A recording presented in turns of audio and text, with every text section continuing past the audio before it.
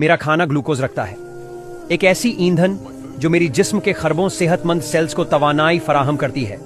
लेकिन यही ग्लूकोज एक और चीज को भी जिंदा रखती है, वो हैं ज़ॉम्बी सेल्स, पुराने खराब सेल्स जो अपनी कुदरती उम्र से ज्यादा जी रहे हैं। ये सिर्फ फजुल नहीं है, बल्कि ये जहरीले मादे छोड़ते हैं जो मेरे जिस्म के सेहतमंद सेल्स को नुकसान पहुंचाते हैं। यही अमल वो है जिसे हम बुढ़ापा कहते हैं। झुर्रियां, गठिया, कैंसर और डिमेंशिया सब इसी वजह से होते हैं। लेकिन जब हम रोजा रखते हैं तो ग्लूकोज की फराहमी कम हो जाती है।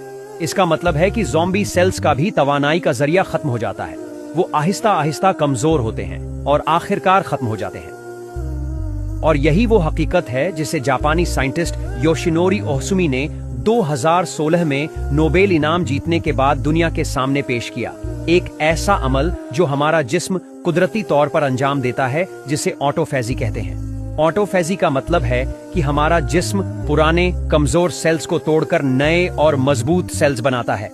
ये एक कुदरती मरम्मत का निजाम है जो सिर्फ रोजा रखने से मुतहर्रिक होता है।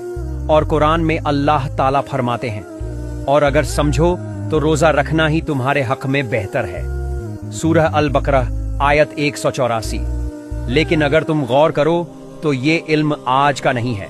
इस्लाम ने 1400 साल पहले ही इस हकीकत को बयान कर दिया था। जब कोई शख्स रोजा रखता है तो न सिर्फ उसका ईमान मजबूत होता है, बल्कि उसकी सेहत भी बेहतर हो जाती है। कुरान का हर हुक्म सिर्फ रूहानी फायदे के लिए नहीं, बल्कि इसके पीछे एक जबरदस्त साइंसी हिकमत भी पोशीदा होती है।